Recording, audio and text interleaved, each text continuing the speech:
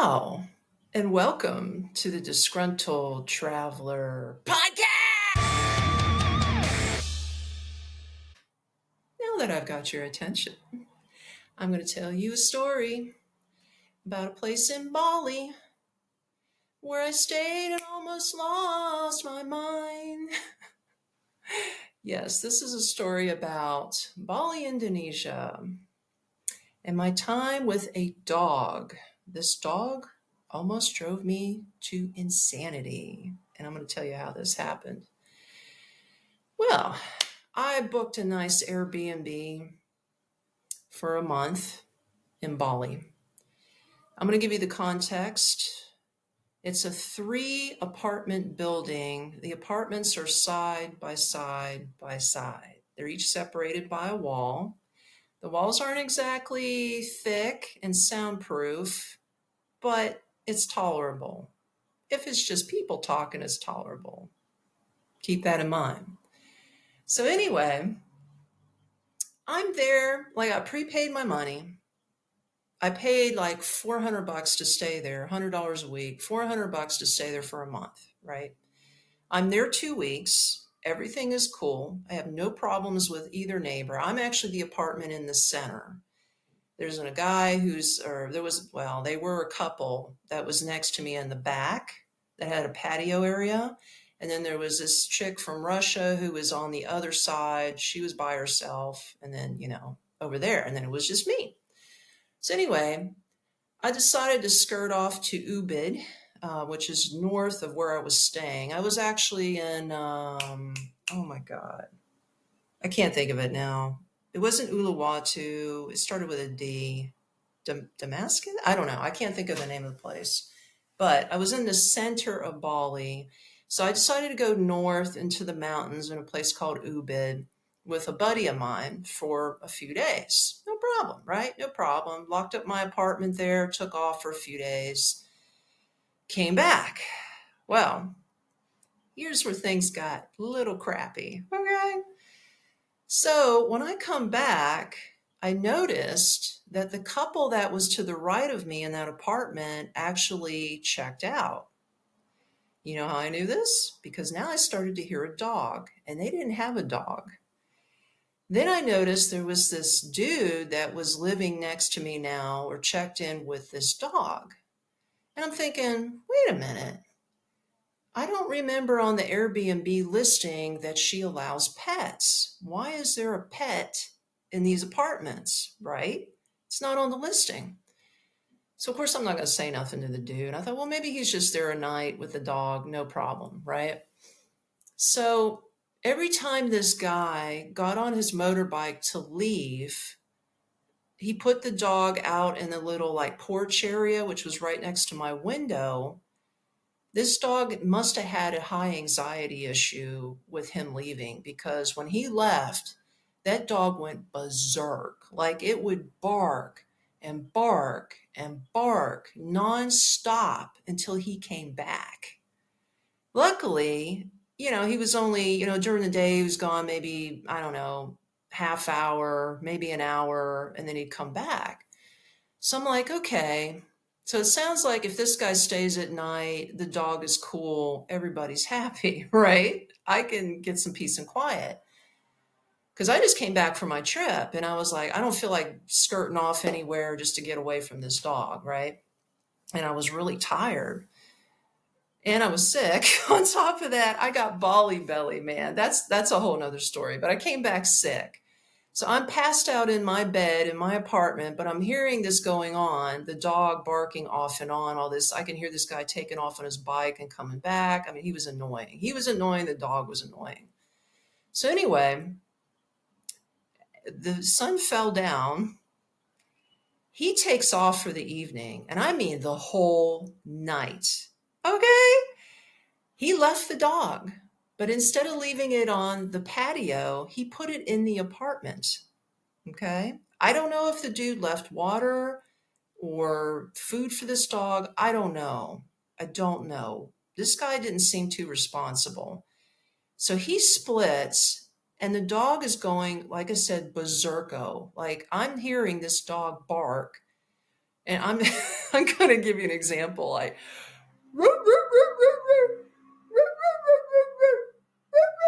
I mean, it was just a constant nonstop thing. And it was so freaking crazy. And then it would go, I'm like, oh my God, and it's just getting higher and higher pitched. And then it was like, okay, it would bark for like, I even looked at my clock, my watch. I was like, okay, it barked for 45 minutes straight. And then it would stop for 15 minutes. So I was like, oh, thank God the dog just stopped barking. Fabulous. I can get some peace and quiet and sleep, right? No. Then it would crank up again. And it would do this every hour on the hour until he never, like I said, he never came back. This was all through the night. It was every hour on the hour. So you know what I did? I was so pissed. I messaged the Airbnb host because I wasn't getting any sleep. So I messaged, what I did first was I recorded on my cell phone um, the sound of this dog coming through the wall, right? Because you can hear it clear as day through the wall. It was just a sickening, barking sound for like I said, 45 minutes and it would stop. I think the only reason it stopped was to catch its breath and maybe drink some water and rest its vocal cords. And then it just fired right back up, just like clockwork. So I recorded the dog and I sent the recording on WhatsApp because that's what they use in Bali. I sent it to the Airbnb host. I said, yo, I said, I didn't know you rented to pets because this guy you rented to next door left his dog in the apartment and he's been gone all night. He left at like 6 p.m. I know when he left because I heard his bike leave. He left at 6 p.m. He left this dog and this dog will not stop barking. Or it barks 45 minutes and then quits for 15. 45 quits. And I sent her the recording of the dog so she can hear that I wasn't making up any bullshit, right? And she goes, oh, I'm so sorry. I didn't know he had a dog. I'll try to get hold of him. She's texting me this, I'll try to get hold of him so he can come home for the dog and blah, blah, blah.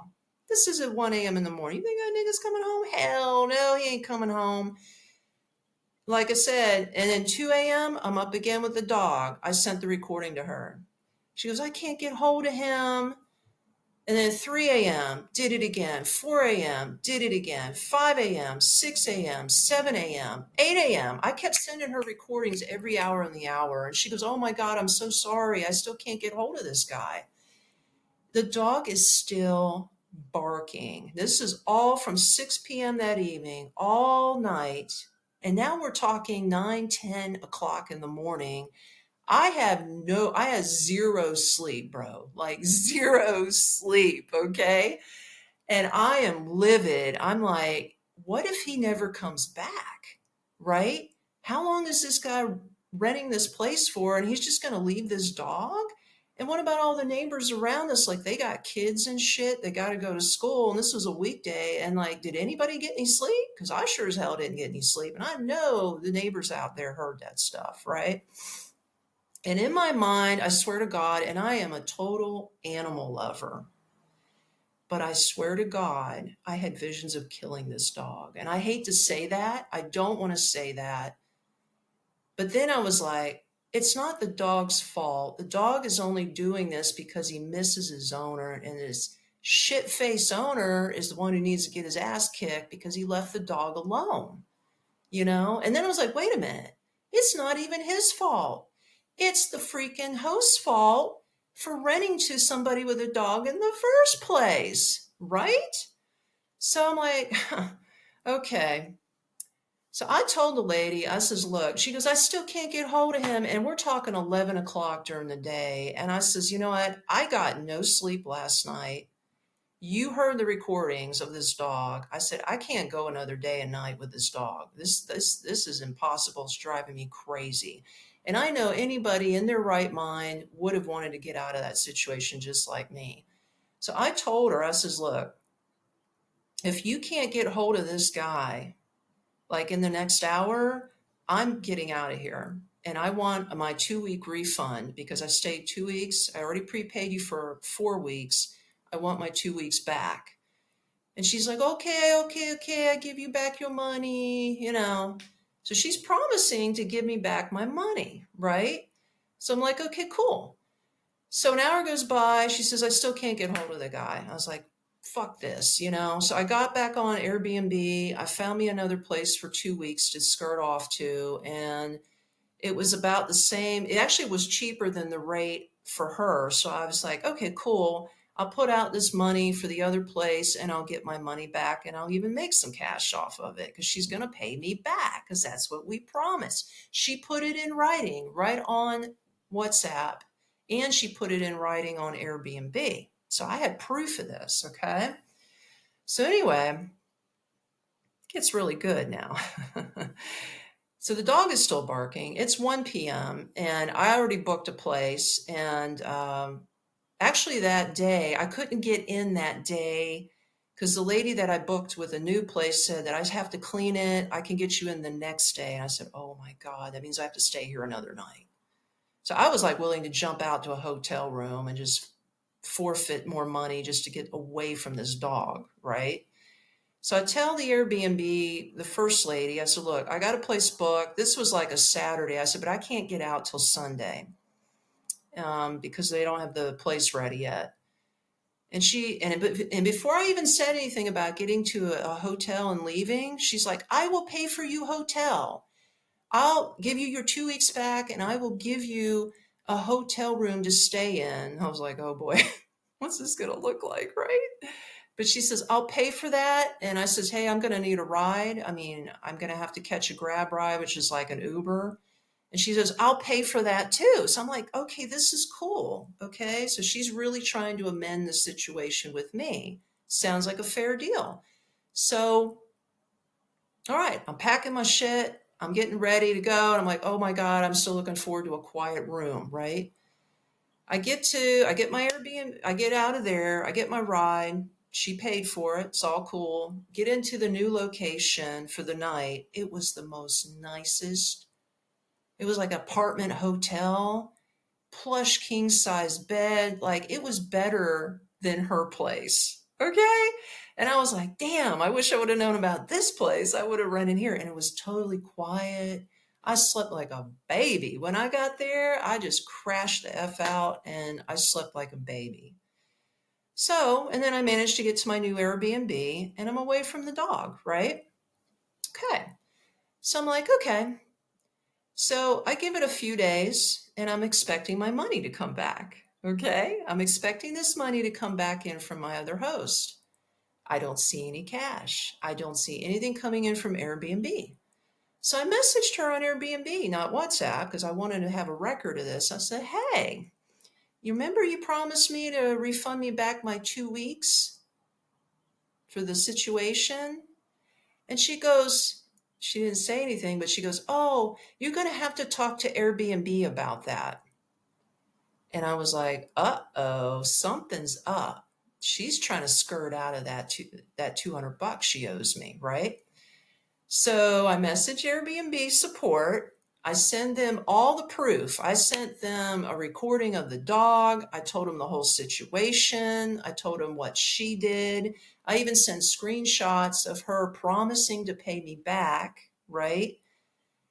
And sent all that shit to support. So they say, oh, we'll have to talk to the host. So they go back to the host and then they come back to me. And they says, well, we can't really make her pay you back the 2 weeks she owes you because in our eyes, she didn't break any rules. And I'm like, wait, what?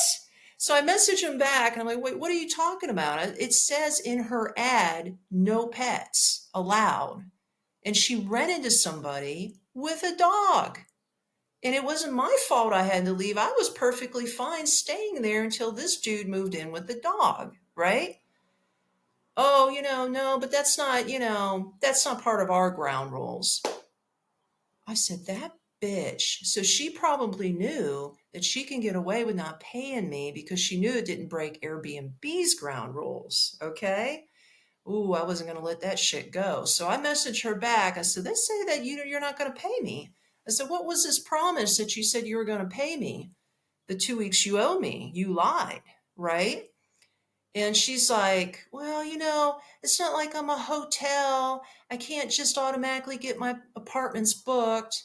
I'm losing money. And she's giving me this violin, sad ass story, right? About whoa, whoa, me. And I'm like, wait a minute, bitch. I'm like, whoa, whoa, me. I'm the one who's innocent here. I was the one who already paid and moved in and was there for 2 weeks. You're the one who ran into this asshole with a dog who was barking all night and couldn't get hold of him to get the dog out. And whoa, whoa, you? I'm out $200 and I had to inconvenience a movie. Yeah, you paid the hotel and you paid a ride. So I was like, come on now, come on. So I guess she thought about it and had a little bit of a heart. So she gave me some money back, but she only paid me for 1 week. She didn't give me the 2 weeks she owed me. So I got 1 week back, $100, right? So I messaged Airbnb again and said she didn't pay me 2 weeks. I only got 1 week. And they're like, well, the only thing we can do is we can refund half of your service fee back, which was $15. I was like, what the hell? I want my other $100. I don't want your damn $15. I told them to pretty much shove it up their ass. I said, no, I don't want your $15. I want my other $100. Of course, they're not, oh, we can't do nothing about it. So I messaged her back. I said, so you're not going to give me the other money, are you? And she just went silent. So I went silent because you know how Airbnb, this is how I got her ass back. I says, okay, two can play this game, bitch. I got you. So I waited a while because with Airbnb, when you leave a place, he immediately sends you an email and asks you to do a review of the last location. Give your opinion, do a review. You know how it's 1 to 5 stars, right? I was like, plus, well, here, and besides, they give you time to do the review. So they actually give you up to, I think, 2 more weeks to put in a review.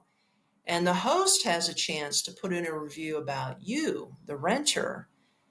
But you can't see, like if she writes her review first, I can't see what she says about me until I write a review about her, vice versa. So I was like, you know what? I'm going to hold off on this review. And I was thinking to myself, if she changes her mind again and gives me the other week that she owes me, then I will, even though I will write down what happened, but I will say she rectified and I will give her a 5-star review, which is gold to those Airbnb hosts, right? But if she screws me and doesn't give me my other $100, I'm going to give her a 1-star review and I'm going to let everybody know what I went through and how she ripped me off, right? So 2 weeks go by, right? 2 weeks go by. And it says on my email, you've got 24 hours to write a review. That's it. I said, this is it. She never gave me my money back. Here we go. So I just wrote it all up. What happened with her renting to somebody with a dog, how she promised me the money, how she screwed me out of a week's worth of rent. And like, this could happen to you, blah, blah, blah, right? And I give her a 1-star on everything. Boom, boom, boom, boom. Even though the apartment was nice. I didn't want to do that. I'm not that kind of person. Like, I would literally have given her at least a 4. I usually don't give anybody a 5 unless it's just a fantastic stay. But I would have given her a 4 if she would have done the right thing. Actually, I said I was going to give her a 5. Honestly, I would have given her a 5. That's true. Even though the bed sucked, I would have given her a 5 if she paid me the rest of the money, but she didn't. So I gave her a 1-star on everything, cleanliness, communication, blah, blah. I just screwed her review bad. And 1-star is death pretty much to a host, especially if they get too many of them. So this is something I found out. So anyway, I write the review. I see hers. So she waited for mine because she never wrote a review on me either. Then she rebutted, because they have a right to rebuttal what you say. So she rebuttals in my review and says, watch out for this renter. She'll give you a bad review for no reason. And, I helped her out and it was I didn't have to pay her back 2 weeks and all this shit. I was like, oh, okay. But you know what was so funny? She screwed herself because instead of putting that review with my review, I know this sounds confusing if you're not on Airbnb, but instead of her, like I write mine and she rebuttals and it goes right under mine, right? Um, well, yeah, she did it that way where all the customers can see. So they can see my comment and they can see her comment. And then she tried to put in there that I was a bad renter to have that review go against me, you know? So when other hosts check me out, then my rating would drop. But see, she put it in the wrong place. She put the review about me being a bad renter on the main customer comment screen and she didn't put it under my name. So she screwed herself because she only had one chance to do it. So she couldn't go back and correct and edit it, right? And I was just laughing. I was like, and then later on, I was like, whatever. I have like a 5-star rating. Like I always do good by people. I clean up the place. Like I'm in an Airbnb now and I clean up the place and keep it neat. I'm not a slob, you know, and I'm a quiet renter and I don't have a dog. Okay. So anyway, I found out, and this is something I didn't know, but I found out 2 weeks later that she wrote me back again, just out of the blue. And she goes, you got my listing suspended and now I can't rent to anybody because of your bad comment and blah blah blah blah blah blah blah blah blah blah blah. And I was like, oh, let me get the little violin out. Ooh. Too bad, bitch. You didn't give me back my $100. If you would have given me back my money, you would have got a 5-star rating. Ha ha ha. Who got the last laugh? I did. So I was thinking, yeah, now you're really screwed because you can't rent your place out for God knows how long, and you're losing more money than $100. If you would have just coughed up that other $100, you'd still be in business and you'd still be in the dough. But now you're not, you're out the dough. So too bad, so sad, goodbye, later. So that's my Bali story with the dog. Anyway, remember, I am the disgruntled traveler.